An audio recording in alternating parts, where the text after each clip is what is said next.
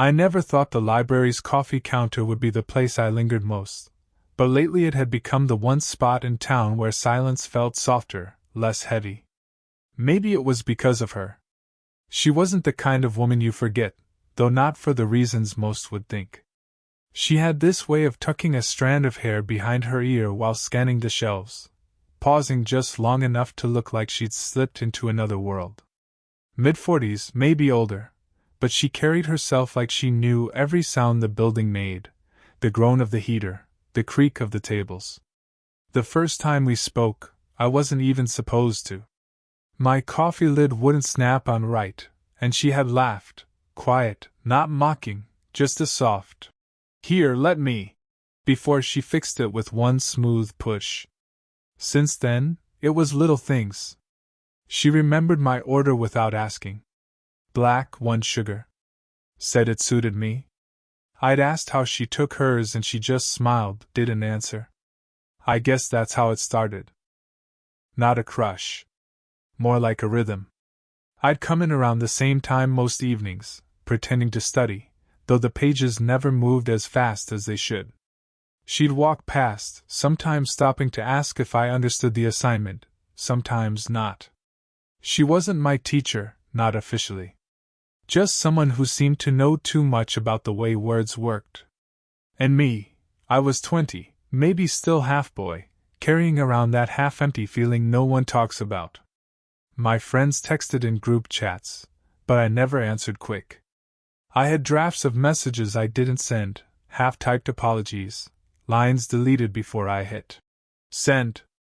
She noticed. Or at least, I thought she did. Once, when I dropped my pen and let it roll under her chair, she picked it up and said, "You're always hesitating. Even with ink." Then she handed it back like it wasn't a strange thing to say. That night, I sat in my room, staring at the blank page of my notebook, wondering what she meant. It wasn't just her, though. Another teacher sat with her sometimes, a little younger, maybe late 30s. Softer voice, warmer eyes. Together, they filled the quiet corner of the library like they owned it, trading notes, sometimes leaning close enough to laugh at each other's scribbles. I never tried to join. Just listened. Watched how one would correct the other, how they shared looks like they had years of unspoken language. But every so often, one of those looks would land on me, and it felt like I'd been caught staring into something I wasn't supposed to see. The smallest thing stuck. The way she folded her napkin into a neat square before leaving, how she tapped her fingers against her thermos when she was waiting. I told myself it meant nothing, but my eyes kept chasing after it. One night she caught me looking. Not in a harsh way. Just met my eyes, held them for longer than polite. Then she said, "You should ask for help, you know. Homework isn't meant to be carried alone." I laughed too quickly, said I'd think about it. She didn't push. Just smiled that unreadable smile, packed her bag, and left with the other teacher. But later, just as I was about to close my notebook, my phone buzzed. A number I didn't recognize, one short line. "Next time, don't just watch. Stay." I stared at it until the screen dimmed, heart caught somewhere between fear and something I didn't have a word for yet. The next time I saw her, it wasn't at the coffee counter. She was sitting alone in the back corner of the library, a stack of papers spread out like an unfinished puzzle. No sign of the younger teacher. Just her, glasses sliding down her nose, the faintest crease in her brow. I almost walked past. I should have. But then she looked up, and for a second it felt like she had been waiting. "You look tired," she said. Not in the casual way people say it, but in a way that made me pause, suddenly aware of the circles under my own eyes. "Long night," I muttered, setting my bag down near her table. I wasn't sure if I was asking to stay, or if she was letting me. She poured tea from a small thermos into a paper cup and slid it across without asking. Jasmine, I think. The kind that lingers on your tongue, floral and strange. "My son used to hate this tea," she said, almost absent-mindedly, eyes still on her papers. Said it tasted like flowers? Now he drinks nothing but black coffee. Strange how people change. Her son. The word landed heavy. She didn't look old enough to have a son close to my age, but then again, maybe she did. I didn't ask. I only nodded, holding the cup longer than I needed to. We sat there, silent but not empty. The kind of silence where everything you don't say hums under the surface. I wanted to ask more, about her son, her life, why she always seemed to know when I was hesitating. But instead, I flipped open my book, the pages blurring into meaningless lines. You read too fast, she said suddenly. I looked up, caught. Too fast? She leaned back, eyes soft but knowing. Like you're rushing through so you don't have to sit with it. I wanted to laugh, but it felt too close to the truth. The risk of it all started to settle in me then. She wasn't just someone older. She was someone who carried whole pieces of life I hadn't even reached yet. Divorced, maybe. I noticed she never wore a ring. A teacher respected, someone people probably turned to for guidance. And me, just a tenant with late rent notices tucked in a drawer, still figuring out what kind of man I wanted to be. It should have been impossible. Wrong, even. But then her hand brushed mine as she reached for another paper, and neither of us pulled away right away. Just a second. Maybe two. I should get back to grading, she said finally, voice steady, though her fingers lingered half a breath too long before she gathered her papers. I packed up, nodded, tried to act casual, but the warmth of that touch followed me out into the night air. I don't know why that moment stayed with me. Maybe because it felt like someone finally saw me. It happened on a Thursday evening, the kind of evening when the library lights flickered once before settling. She was already there when I arrived, 2 cups on the table this time, one for her, one waiting for me. Thought you might show up, she said, without looking up from her notes. I sat. Too quickly. Tried to make it seem casual, like I hadn't been hoping she'd notice if I didn't. We worked in silence. Or pretended to. Every sound stretched itself, the scratch of her pen, the turn of a page, the clink of ceramic when she set her cup down. My chest felt too small, like my own breath might give me away. Then the younger teacher walked in. Her friend. She smiled at me, warm, easy, and asked if I needed help with anything.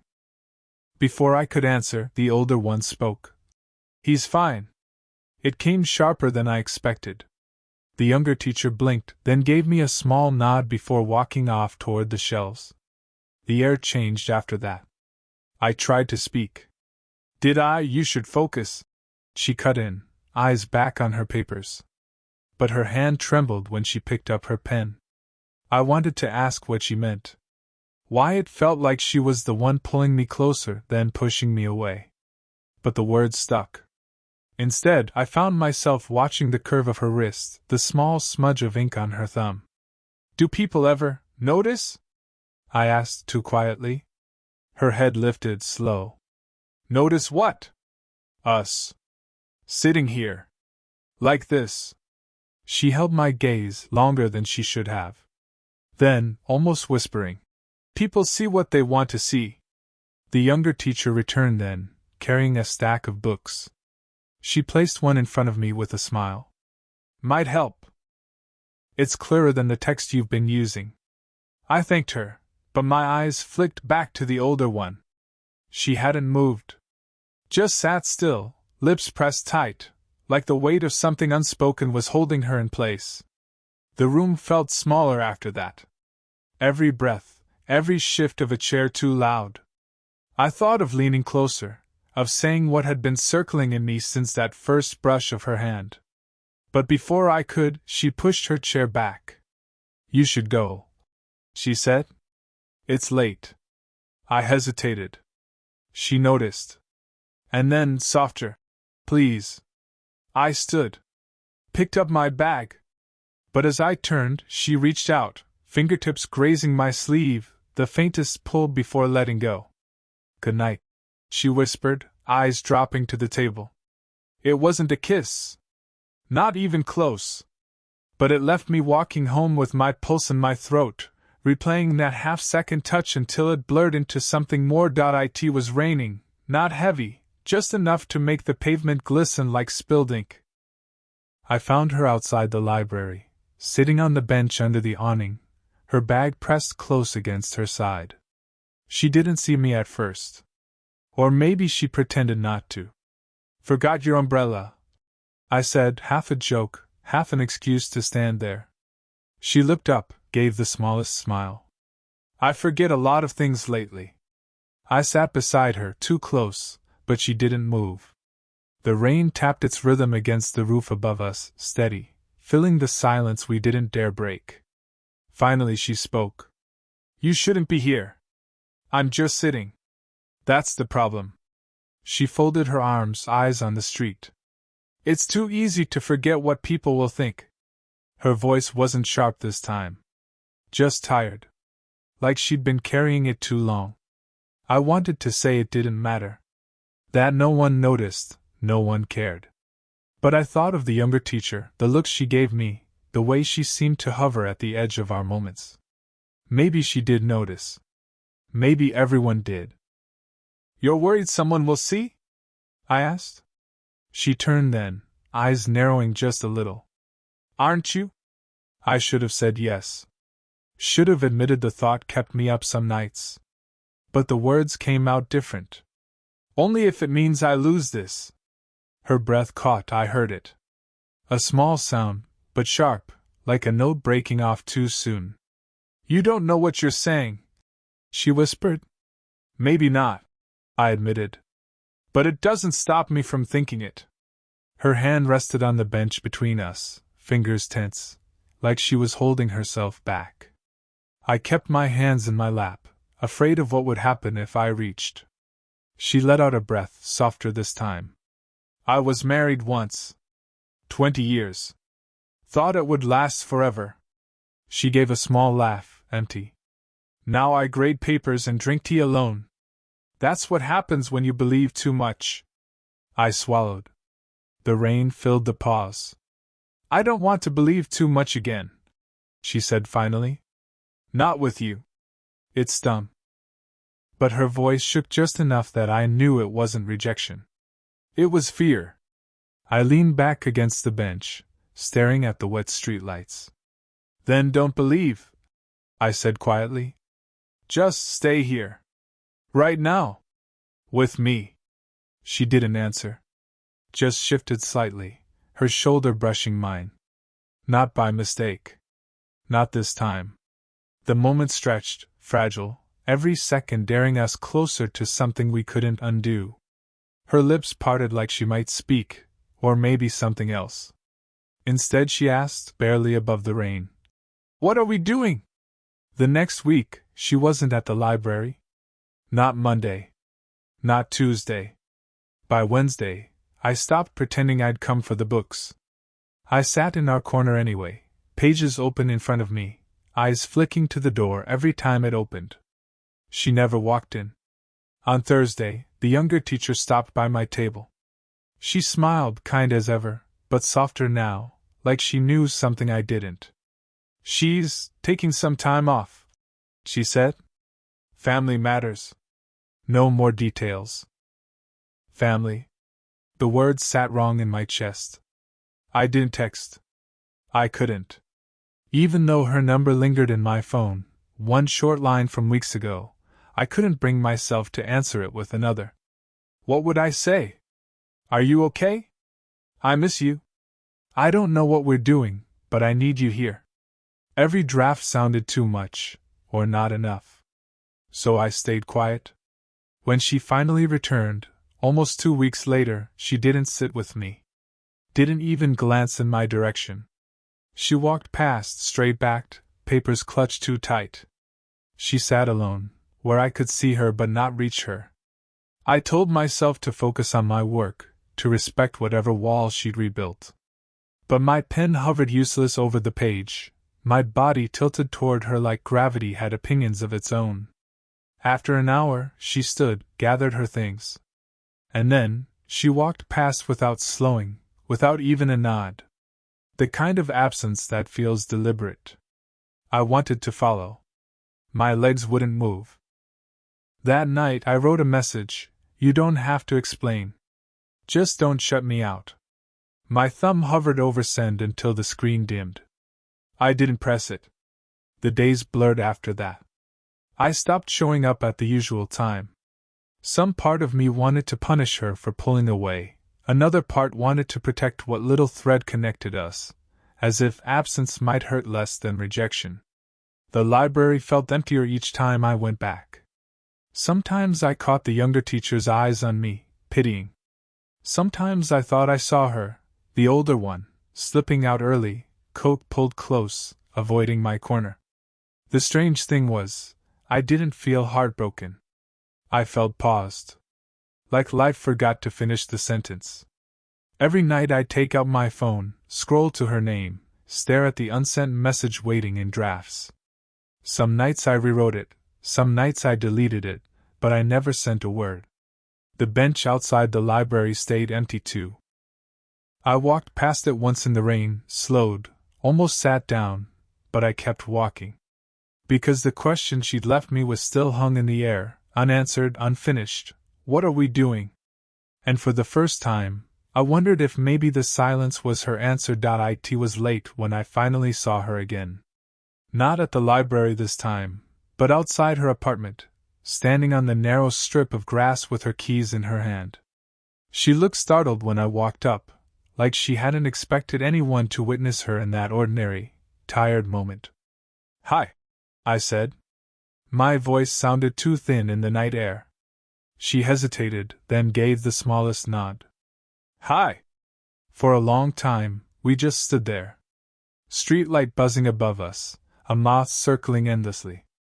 I almost left, almost gave her the same silence she'd been giving me, but something in her shoulders looked too heavy to ignore. "You've been gone," I said finally. Not an accusation. Just a fact. Her eyes flickered down to her keys, then back to me. "My son needed me.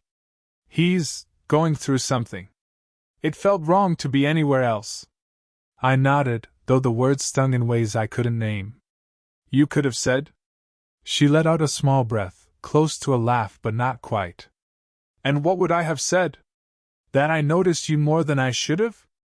That sitting with you started to feel like too much?" Her voice cracked on that last part, just enough to make my chest tighten. I stepped closer, careful, leaving space between us. Maybe I needed to hear it anyway. Silence again. The kind that hums. She looked away, then back, eyes shining with something that wasn't quite tears. "You don't understand what this would mean," she whispered. "The age, the gossip, the difference between us. People already think." She stopped herself, shook her head. "I don't care what people think," I said. The words came out faster than I meant. Softer then. "I just care if you want this. If you want me here." She closed her eyes for a moment, like she was weighing every cost. When she opened them, there was no answer in words.